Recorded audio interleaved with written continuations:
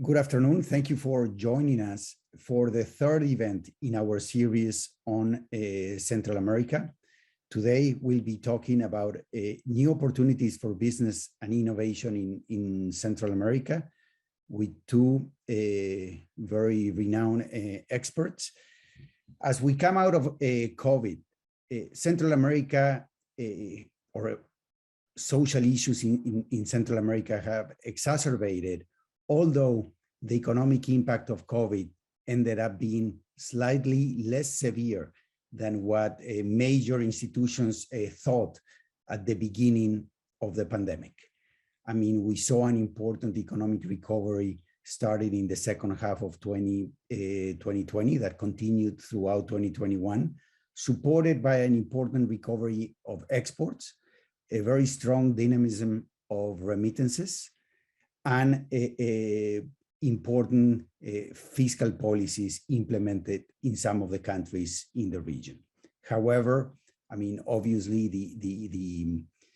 the continuous problems of the region to attract investment, sustained in the weaknesses of institutions, the uncertainties of politics, the severe issues of security hinder medium-term development in the region. And in that sense, the importance of this panel to help us think on the issues that the private sector can do to significantly improve the business environment, to foster an important recovery of investment, and behind this, a strengthening of job creation and an important development of the economy in the future. Our two guests are Maria Eugenia Brizuela de Avila. She's a businesswoman, lawyer, and executive coach. She started HSBC's Corporate Sustainability Office in Latin America in 2007. She has actively participated in socially oriented service institutions such as Patronato del Hogar del Niño, FUDEM, Junior Achievement Global Board, Vital Voices, Fundación Empresarial para el Desarrollo, and FUSADES. She was the first woman foreign minister of El Salvador. She was also the president of Banco Salvadoreño and president of an insurance company. She holds a Master of Business Administration from INCAE. And in 2007, she received La Palma de Oro from El Salvador Chamber of Commerce and Industry in recognition of her lifetime achievement. Welcome, Maria Eugenia. We also have Jonathan Fantini. He's a former government official with experience leading complex mission-focused operations in the White House, U.S. Department of Homeland Security, and the U.S. Congress. He's a co-founder of and executive director of the Partnership for Central America, which was launched by Vice President Kamala Harris at the White House in May 2021 to address the root causes of migration from Central America. He serves as a member of the Humanitarian Committee of the UN Refugee Agency, U.S. advocacy body, an advisor to Amnesty International Coordination Group, and a consulting fellow at the London-based International Institute for Strategic Study. Fantini is a graduate of Harvard University and also an alum from Georgetown. So with that, I mean, again, let me thank both of you for joining our panel today. And we're going to start with your initial interventions. We should start with Maria Eugenia, basically telling us your views on what are the most impactful investment deterrents and what can be immediately done to address them in Central America. Thank you, Alejandro, for your kind introduction and the Americas Institute invitation. I want to acknowledge my fellow panelist, Jonathan Fantini, Director of Partnership for Central America, and Vice President Harris' call to action.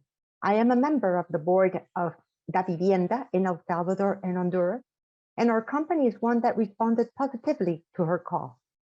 I speak as private citizen, and I would please ask you to allow me to answer your first question, taking input from Savoy and Sadie from their CSIS paper, from last September and from my work with the Atlantic Council. I will try to highlight the region's economic outlook and the state of investment, domestic and foreign direct investments in Central America, but mostly on the Northern Triangle from my business perspective. So when you look at Guatemala, Honduras, and El Salvador, you see how they face numerous political and economic issues that contribute to that overall stability in the region. And existing issues, even before COVID, of weak governance, lack of security, and unequal economic growth, were completely exacerbated, as you stated, by COVID-19 pandemic, but also due to the two hurricanes that struck the region in November 2020. Economically, the Northern Triangle is one of the poorest regions in the Western Hemisphere, and all three of the countries rank in the bottom 6 of the 32 countries in Latin America and the Caribbean by GNP per capita. In 2020, just to give you a perspective, Guatemala had a GNP of $4,603, El Salvador $3,799, and Honduras $2,406 per capita. By 2050, speaking of the hurricanes, the average temperature of Central America is expected to increase by 1 or 2 degrees, which will exacerbate the negative impact of climate on the weather patterns, rainfall, soil quality that farmers and local economies depend upon. So broad economic disparities exist, and the average formal unemployment rate of these two countries witnessed a significant increase, again because of COVID, from 4 to 7%. But also, this brought informal economy up to 70% in the region. So this is another characteristic we have to look at, the informality, but also our population. And that is an optimistic way to look at our youth. We have the possibility of a demographic bonus because youth between the age 15 and 19 comprise the large part of the population in these countries, 30% in Guatemala and Honduras, and 28% in El Salvador. So we need to potentiate them through education, employment, and training opportunities. Another aspect that is not as promising is the inflow of foreign direct investment. Northern Triangle countries have seen it decreasing, with 2019 numbers for Guatemala at 998 million, Honduras at 947 million, and El Salvador at 662 million. Panama and Costa Rica remain the main recipients of foreign direct investment in Central America. However, increased foreign assistance is also necessary to build that opportunity in the Northern Triangle. And that is why, if we combine the foreign assistance with direct investment coming not only from foreign investors, but also from confidence from domestic investors, we will have an auspicious possibility.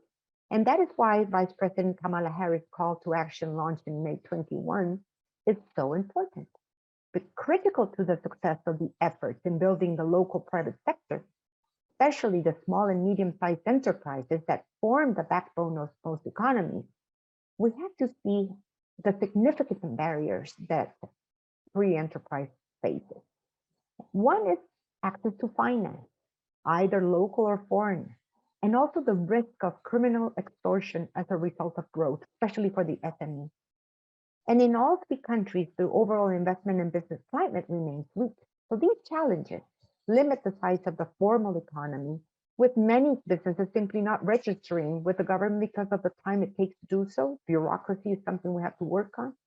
And informal SMEs, remember, do not pay taxes and are limited in their ability to access, direct taxes, their ability to access finance. So this in turn reduces the size of the tax base and constrains the amount of resources that local governments can tap. So regarding the region's economic outlook, moving to more, loosening, we would see El Salvador last year grew 8%, which is very good. But 2022 perspectives are not an optimistic with the new COVID variants inflicting restrictions in some countries. So we're maybe envisioning 4% growth for 2022. But already high public debt needed to overcome social needs and generalized inflation are going to be a big obstacle. So as we see more and more of the massive job losses because of COVID, we see them, an economy that's striving to recuperate. We do see the possibilities, in this effort. But we know that the first thing we have to do is get the population vaccinated. Costa Rica, Panama, and El Salvador lead vaccination efforts, but Guatemala, with the biggest economy in the region, lags behind. So we have to work, on how to support reaching the most vulnerable areas, especially in the rural sectors. But we must remember also the climate impact. Those hurricanes affected 6.5 million people, moving from poverty to total helplessness in only 2 weeks in Honduras and Guatemala. So again, we have to work on adaptation and mitigation and find then that, these deterrents, which are natural, are also unfortunately facing, the lack of inclusive economic development and the weak rule of law, corruption, and security. So looking at the informal sector in this sense, also, we find that there are no government-provided unemployment benefits for them. Social security programs in El Salvador only cover 13% of the population, as only formal workers can pay into it. So the private sector can come in to help formalize their own supply chain.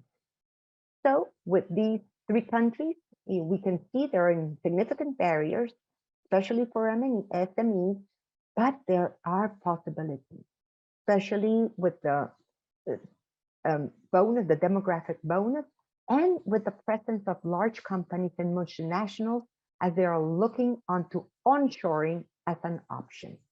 So I do believe, due to the closeness to the US market and our free trade agreement, there are possibilities that we can really tap into as the private sector.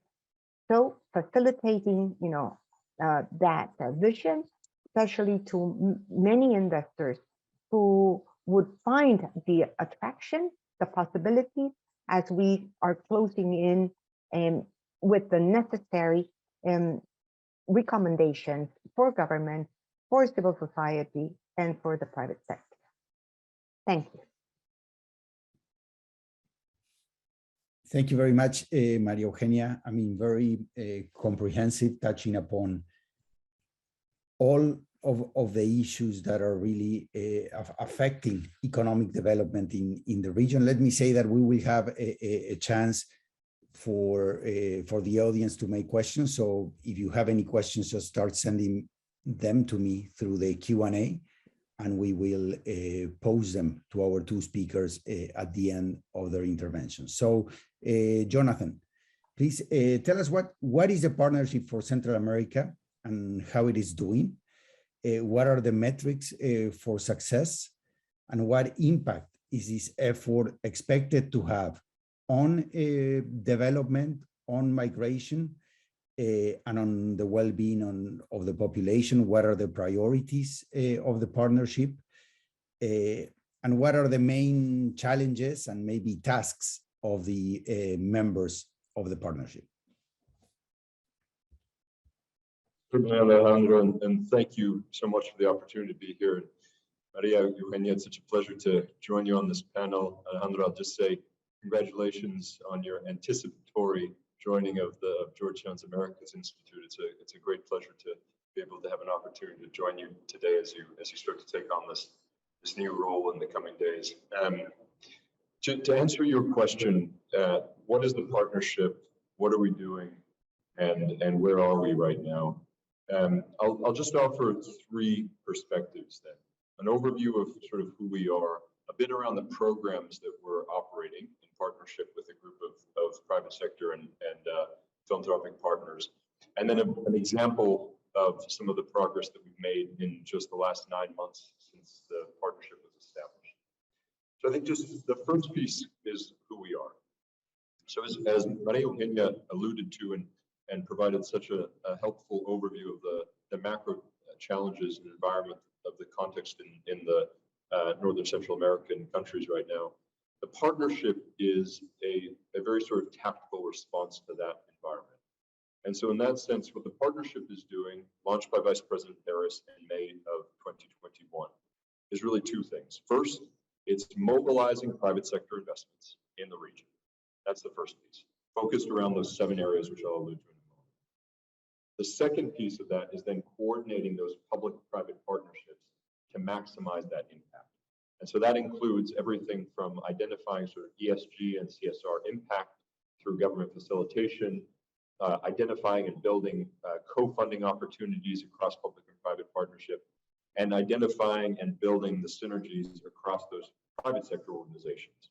So those are really the two things. It's mobilize capital and then coordinate those partners so that you're maximizing the impact in the region. That's what the partnership's top line mission is. Who are we and what does our leadership look like? So to the first point of who are our members, it's a coalition of private sector organizations, multinationals for the most part. As Maria Eugenia alluded to, these are multinational organizations who've come together in a somewhat unique focus on Northern Central America right now. You haven't really seen this in this way. And you certainly haven't necessarily seen this in the organized alliance nature of this effort.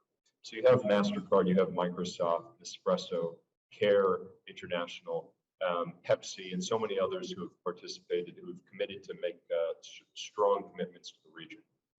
We also have, of course, our government partners.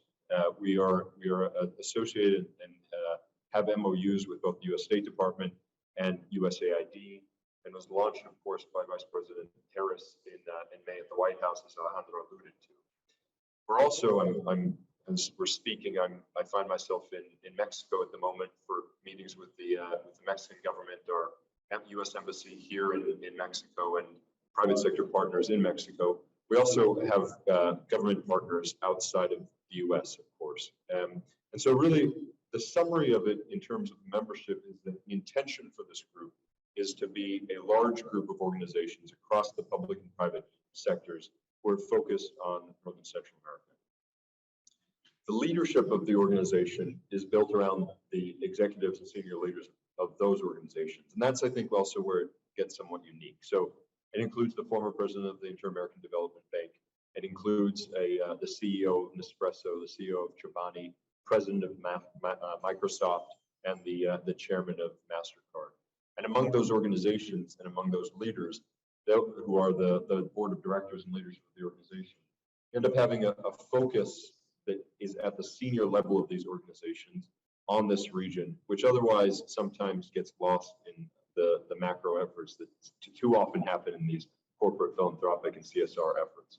So that in that sense is a bit unique. We have C-suite focus among Fortune 100 organizations focused on those two pieces of capital mobilization and coordinated efforts.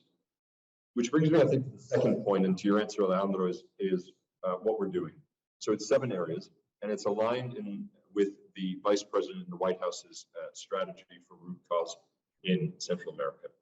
And so we're addressing what have been identified by the U.S. government and by our partners across development banks and elsewhere as the key challenges that are at the root of the 2 million migrants that we saw come to the U.S.-Mexican border this year. And that includes financial inclusion. It includes digital access.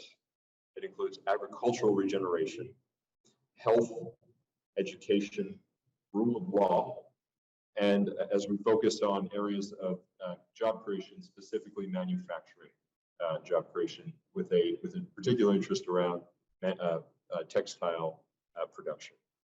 So those are the 7 areas of focus. The way we're structured and operate is such that each of our partners leads a pillar, one of those 7 pillars, and then around them is built a coalition of partners.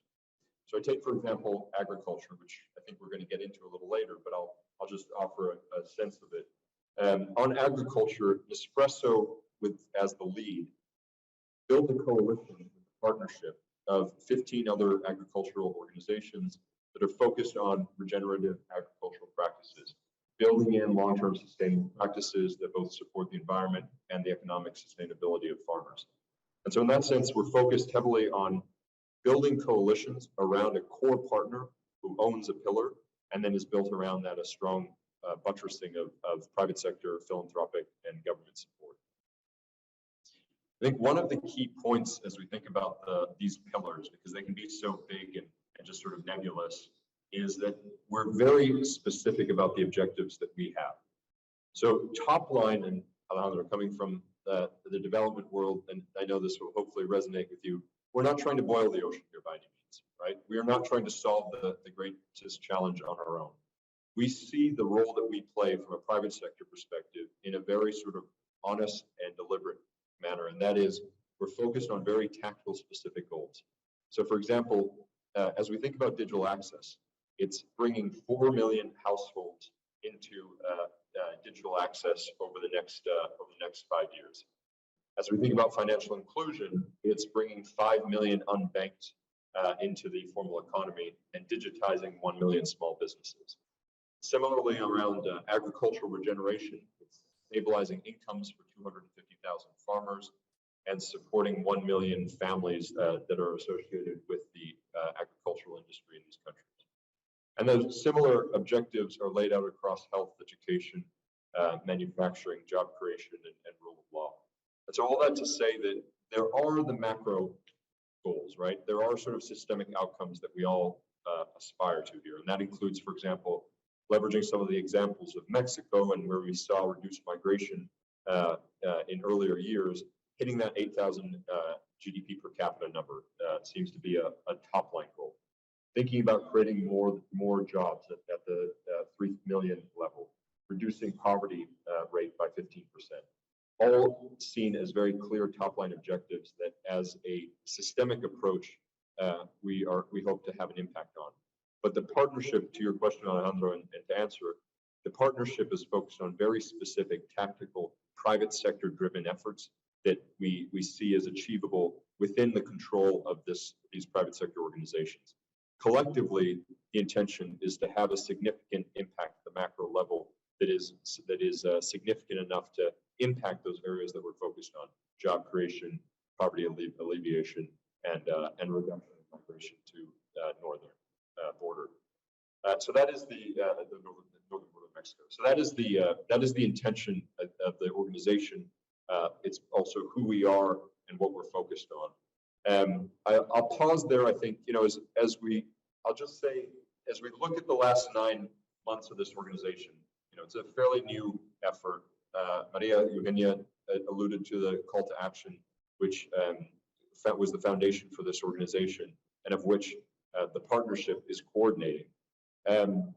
In those last 9 months, the outcome has been, in relative terms, significant and somewhat fast, I think, relative to some past efforts in this. So what we've seen is 1.3 billion now in commitments from private sector partners for projects in the region.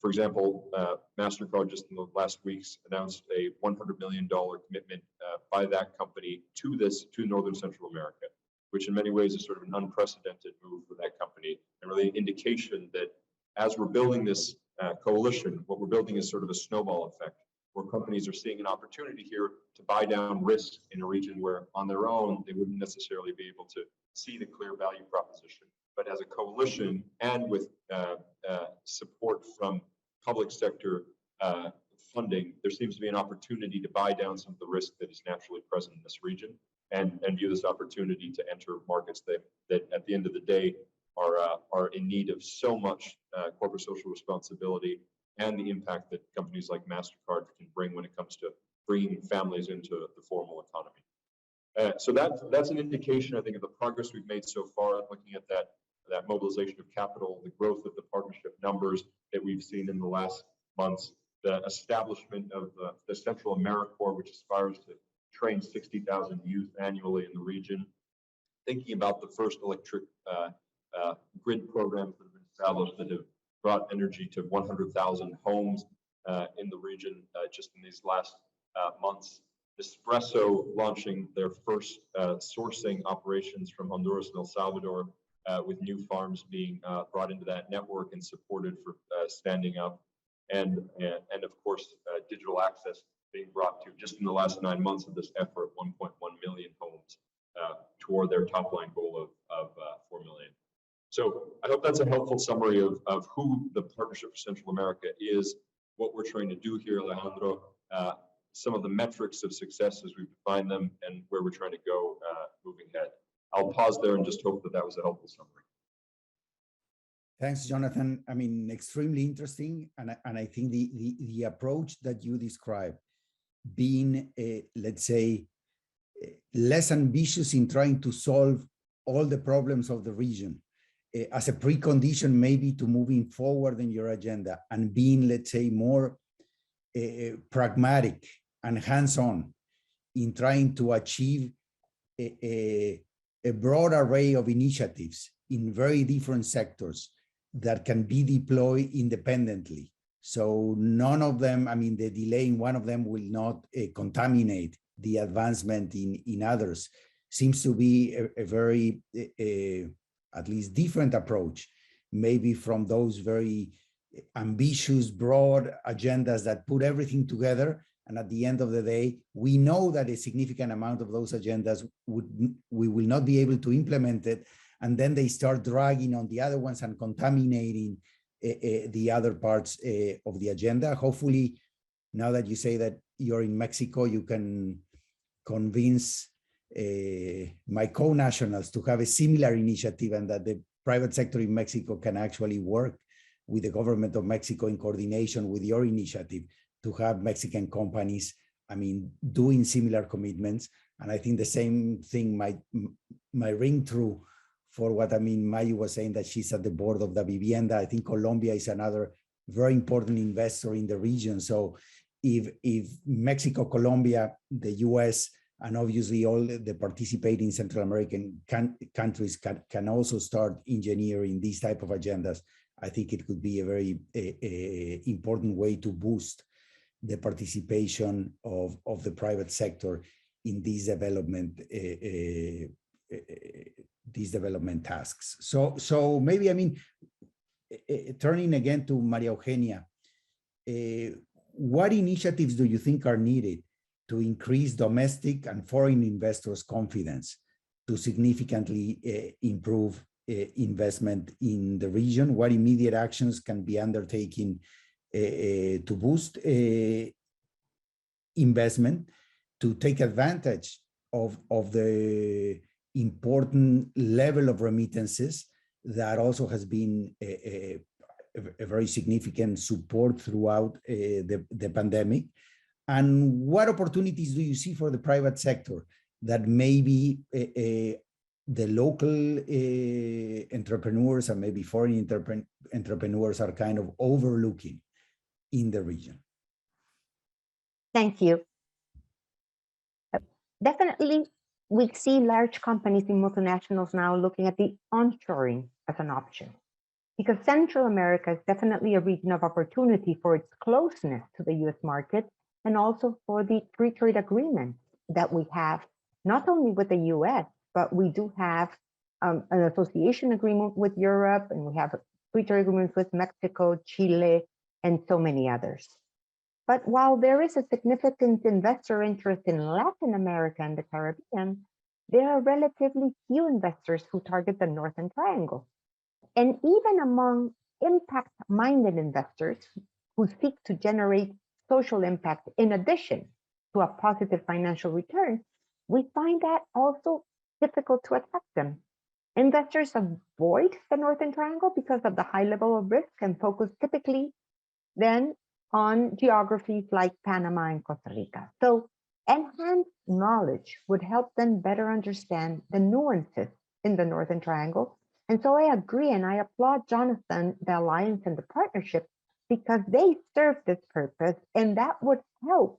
And they are helping to generate more confidence in potential investors. Going more directly, to be more specific, I also believe that facilitating access to financial technologies is vital. And here, Davivienda has connected millions of individuals to its digital services, many of whom were previously unbanked. So there are positive results of payment enrollment through the use of debit cards. SMEs also are rapidly migrating with Vital Voices. We have done miracles with women, especially having to move quickly to selling online due to the physical store closures due to the pandemic. So loans to support low-income housing, small and medium-sized businesses, and women entrepreneurs in the pipeline are also possibilities. So if you look at this broad-based economic growth, the U.S. will need to work closely with local governments, as this initiative is striving to do, with multilateral entities, such as the World Bank and the Inter-American Development Bank, and also the private sector, because the U.S. has tools that can bring to bear many of these efforts. For example, USAID brings warranties, and the International Development Finance Corporation also, loans for longer term. So working together, we can break down the barriers to growth and mobilize additional capital that will help, especially SMEs, thrive in the Northern Triangle. So local governments are also called to action.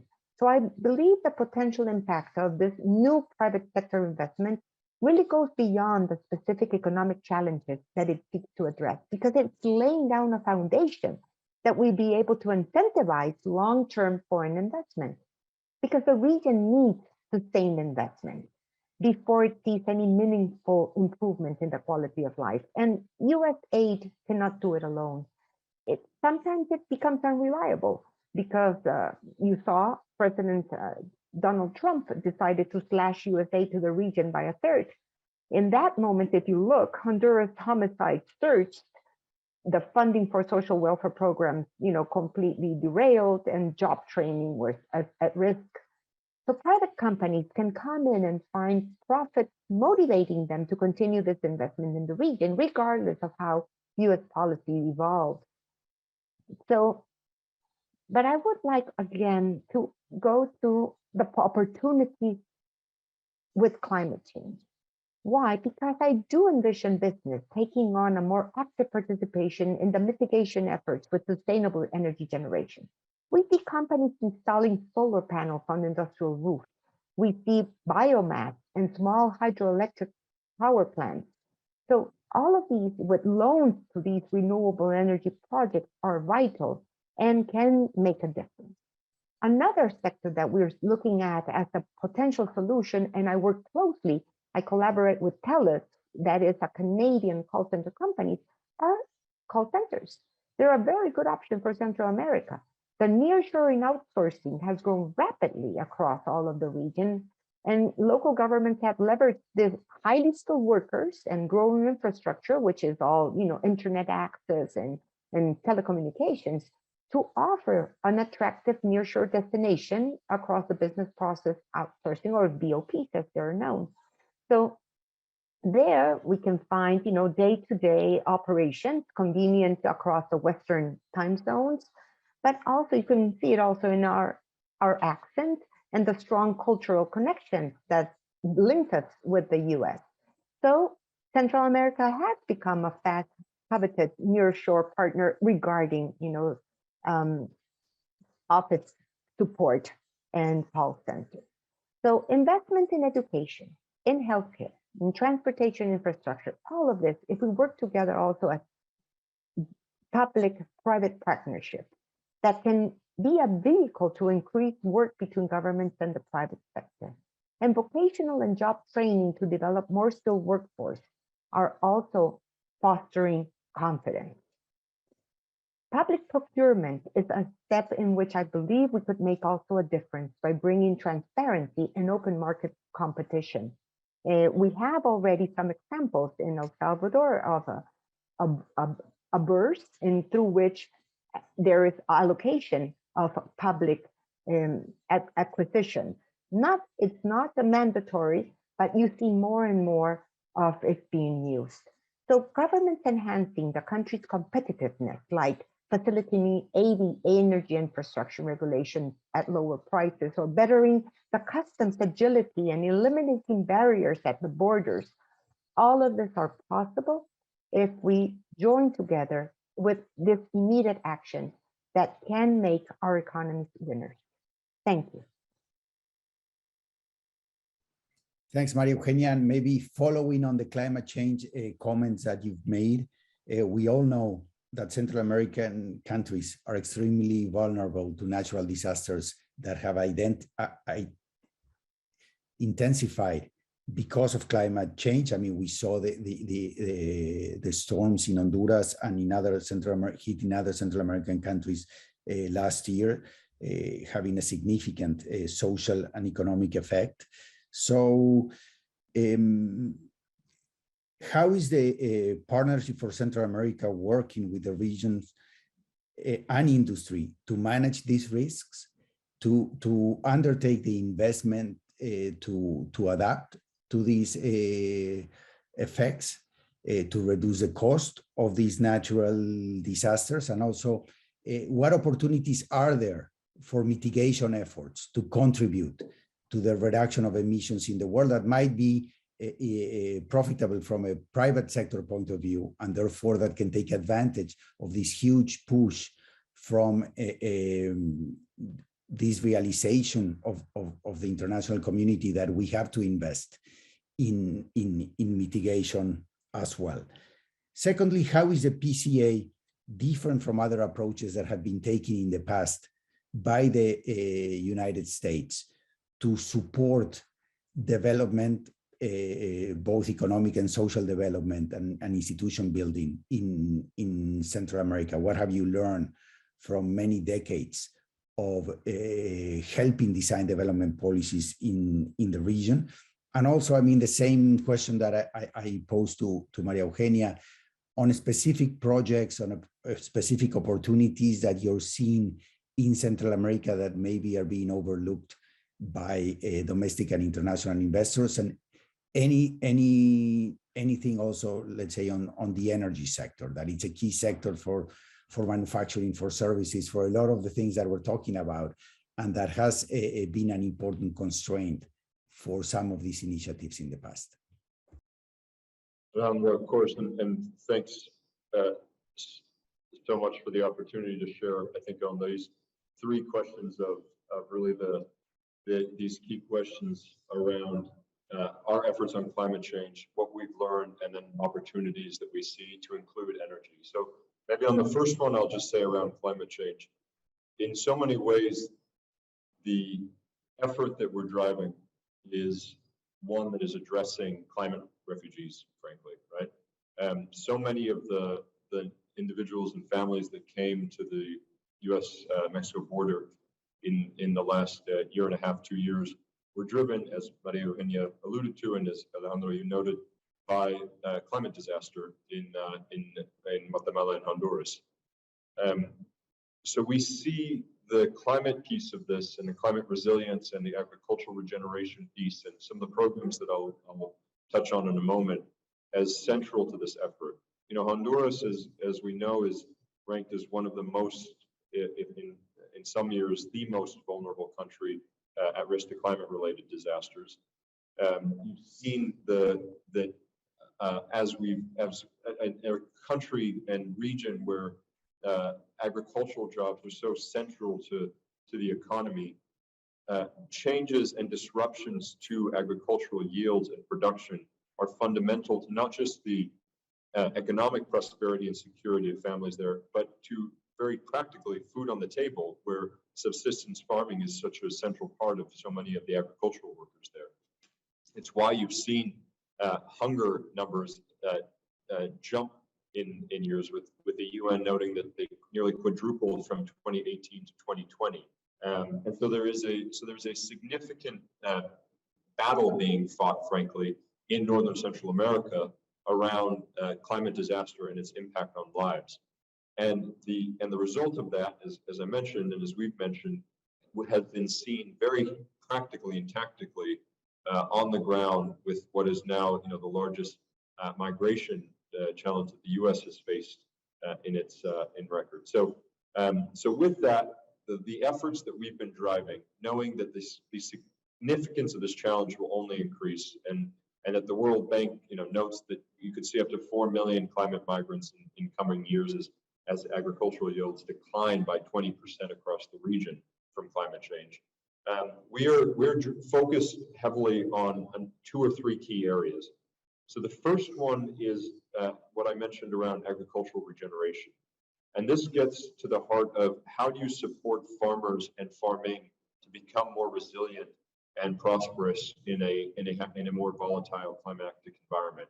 And so that includes the practical structural changes that are needed to support that, but then also the technical assistance and the training components that are needed to support much of that across the region. Where I think it differs, and I'm jumping a little bit to the second question here, where this differs a bit is rather than trying to do this directly at scale from the get-go, we're focused on examples that we have within our control. So that is, for example, how does Nespresso introduce a full regenerative agricultural program throughout its supply chain? And then beyond that, how do we build a coalition of agricultural companies across the region that can do the same thing? And so what we've done as one example of this is build out a coalition of 15 agricultural companies who together have put together a proposal and a strategy now that to implement around regenerative, resilient agricultural practices.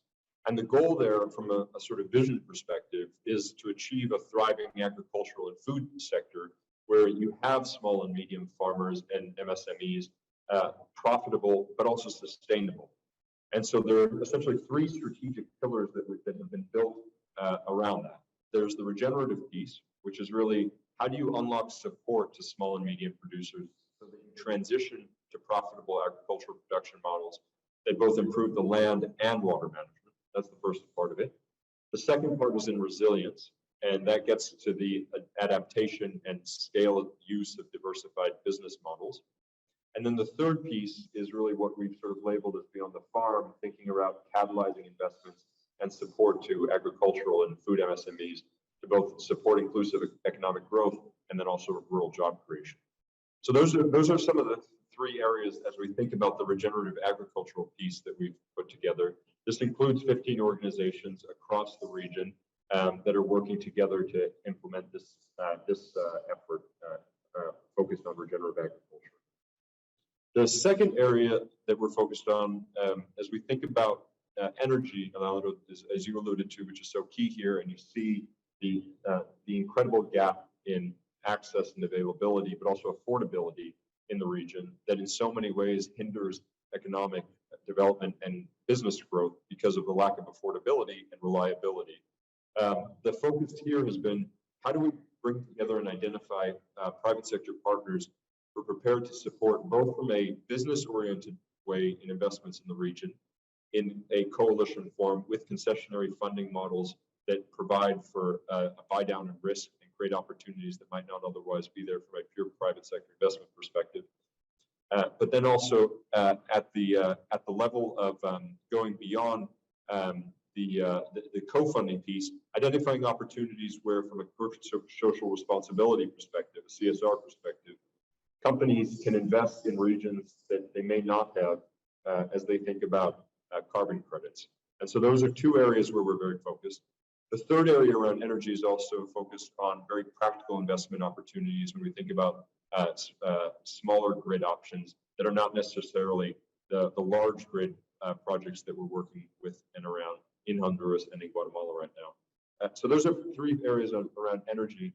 And then the third area I'd mention is just around the question of how we build on existing efforts in the region that achieve the macro intention that while at the same time leveraging existing momentum and enthusiasm.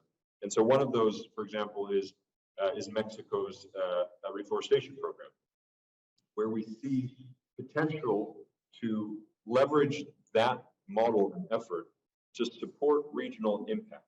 And so that is, you end up creating a job creation program, regional coordination between Mexico and Northern Central American countries, while at the same time achieving climate ambitions in many ways and supporting the education and training of a generation of climate-focused youth.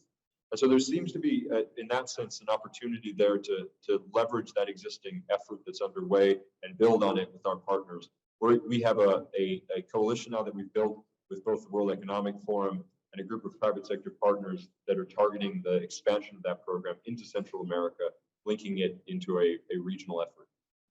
So those I think are three key areas. You know, as we think about, to your second question, that's the first piece around climate, Alejandro. As I think about the second question, and I want to be mindful of everyone's time here, so I'll keep this to just a couple minutes, but I want to be responsive. Why is this different and how is this different? So there have certainly been, of course, I mean, Maria Eugenia alluded to all of the development efforts that have certainly happened in the region and elsewhere. Noted some of the challenges when we think about the longevity of those efforts versus the short-term potential impact of some of those as we think about the very real and now challenge of migration.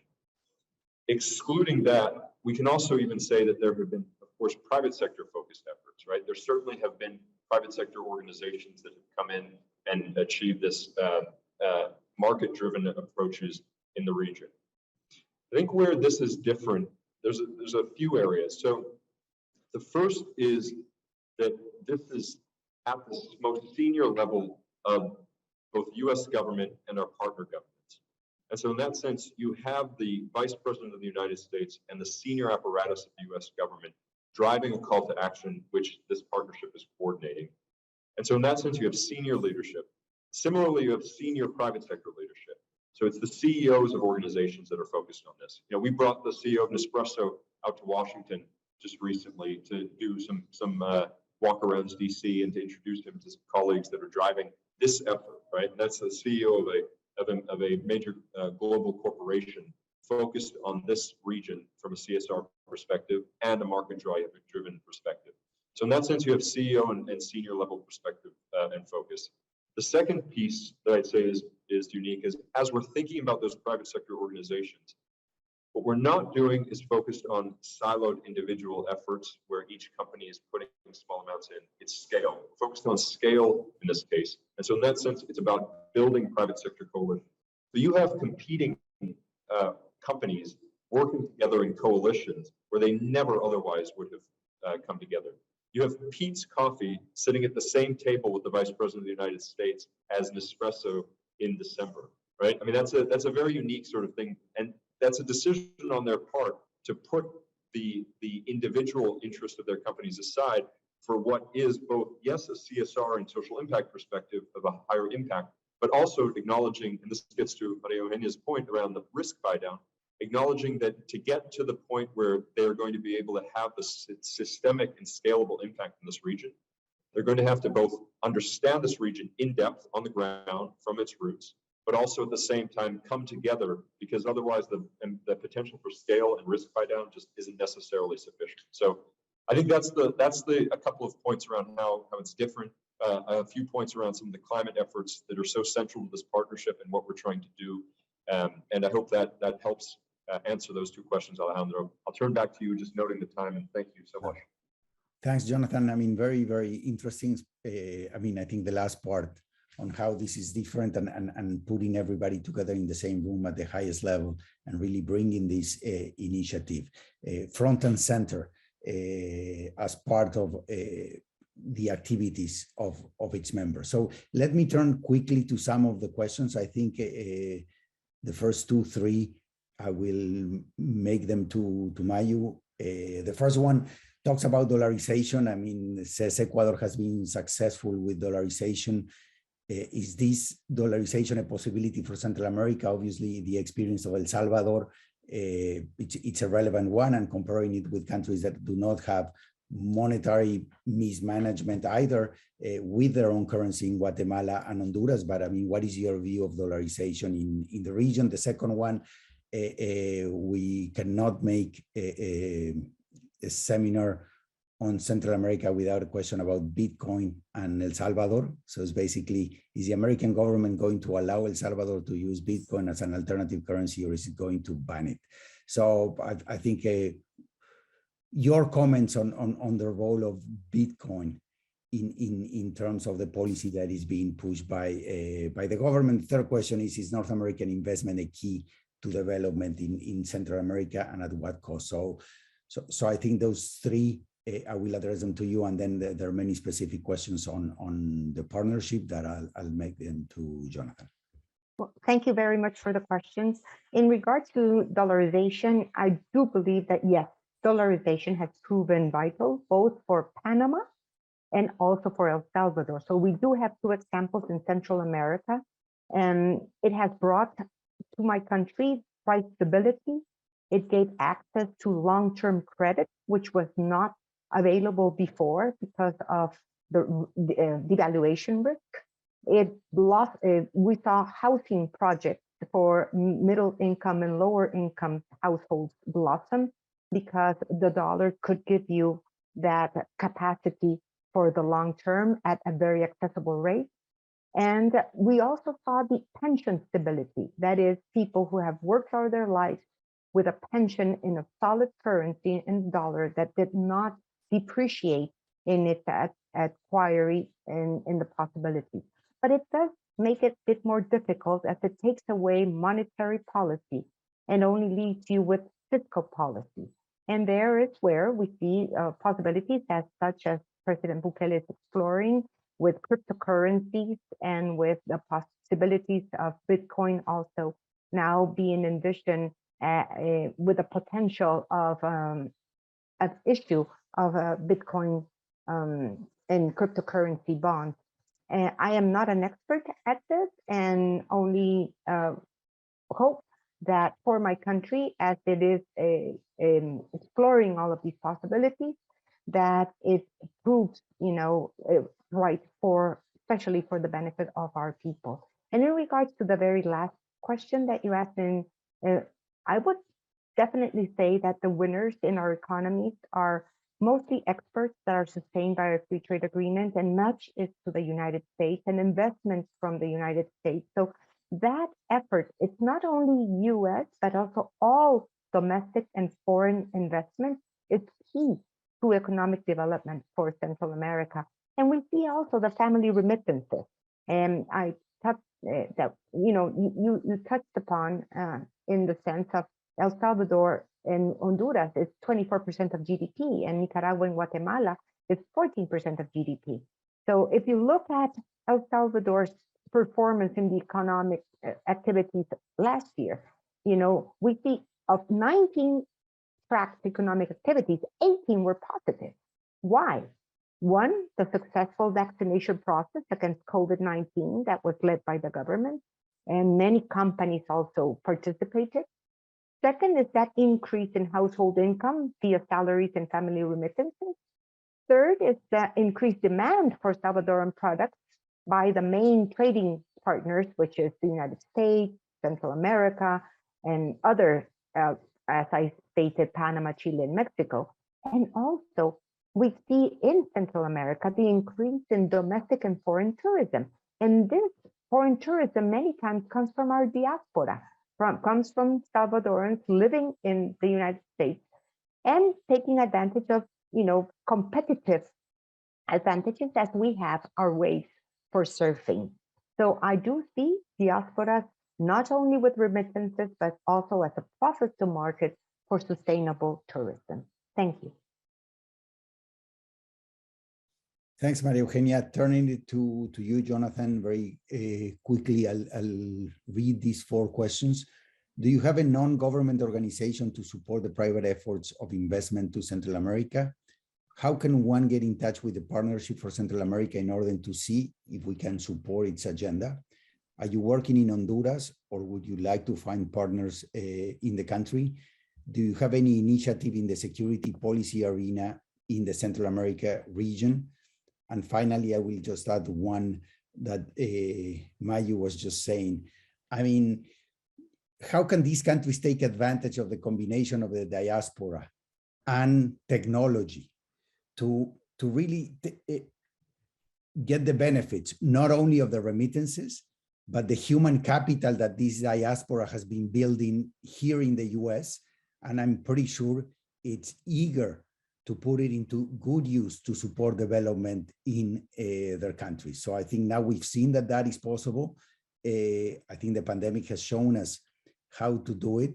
So maybe there is let's call it the human capital remittance factor that we should think on how to kickstart.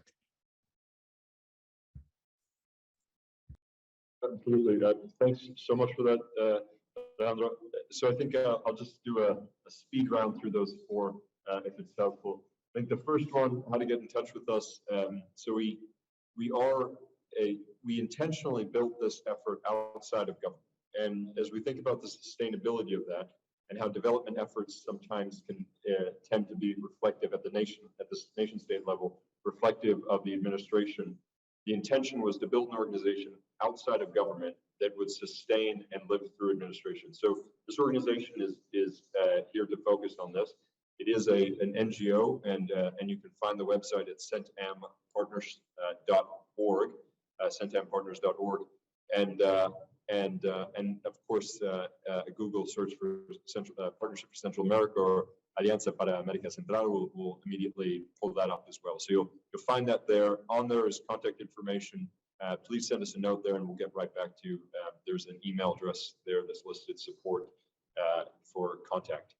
And the second question around, are we involved in Honduras and are we focused on in all three countries? Yes. So the short answer is yes, we are. Just today, I'm in Mexico. Our COO, Mark Lopez, is in Washington. Mark and one of our board members, Luis Alberto Moreno, the former chairman of the Inter-American Development Bank, met with the foreign minister of Honduras, newly minted foreign minister, and had a very productive discussion around the partnership's efforts in Honduras and how we're doing. We have upcoming events as well in country that will be announced publicly later this month. And so the short answer is yes, fully involved in Honduras and fully involved in engaging the new administration of President Castro. Third question around security. I think the question is, are we essentially working with any security organizations or security firms or anything along those lines? The short answer is this is a development effort. I'll just note that very importantly, right? It's focused on corporate social responsibility and efforts of those sorts. So we're not focused on the security piece. We're not focused on the border piece. We're not focused on the enforcement piece at all. This is purely an investment and corporate social responsibility effort in that regard. As we think about opportunities to build economic growth in the region, and that that's the focus, and that's our intention there. If I got that question correct, and then the next question around the Bitcoin question, and I think it's to Alejandro's point, it's a broader one, which is really, how do we think about the interplay between digital economies and this massive diaspora, but also the households and families in country, right? So, as we think about it broadly, Alejandro, to the question, digital access and financial inclusion are inseparable from our perspective, and so we see those two as linked. MasterCard and Microsoft working together fully, and they are in the region now through the partnership, through this organization. And building programs that are really very exciting, and we're looking forward to talking about those. The question of how you sort of leverage this technology best to achieve the highest outcome from both the diaspora but also the regional economy. Our sense is you focus on the individual opportunities to put access into the hands of individuals on both ends of the spectrum. And so our focus is, again, at a very practical point, is how do we get digital access as well as digital banking into the hands of as many people as we can. And that's our intention, I'll say. The answer there is not a policy one, and I think it's intentionally not a policy one. I was in the policy world before. I was on the Hill, right, and in the administration of that. The space that we're in now is very much about practical doing. And so I think what we're trying to do is focus on how do we get the outcomes into hands of people now, so that then as we're thinking about the larger effort that's underway, that's supported by governments and supported by and buttressed by development banks, that from a practical perspective, that individual has that digital wallet in hand on that phone that is accessible to the internet as a result of some of these efforts. So it's a part of a puzzle to an answer, which is of course much larger. But I think from the seat that I'm in right now, I'm focused on that one very specific part of that puzzle, and I hope that's a helpful answer, Alejandro. I'll pause there. I know that we're 2 minutes over, so I'll stop there. No, thanks. I mean, and it was worth going over. We can stay here for another hour. I think it's a fascinating topic, and I think there are very interesting initiatives and efforts that your organization has launched, and very deep insights for a life, I mean, working in the region and being committed to the development of Central America by Maria Eugenia. So the only thing I should do now is thank you both very much for joining us. We'll be in touch. I think this has been extremely useful for our students, our alum, and obviously for everybody that joined. And we will need to continue this conversation to see how we can continue to support efforts to bring a faster development to Central America. So with that, again, thank you very much.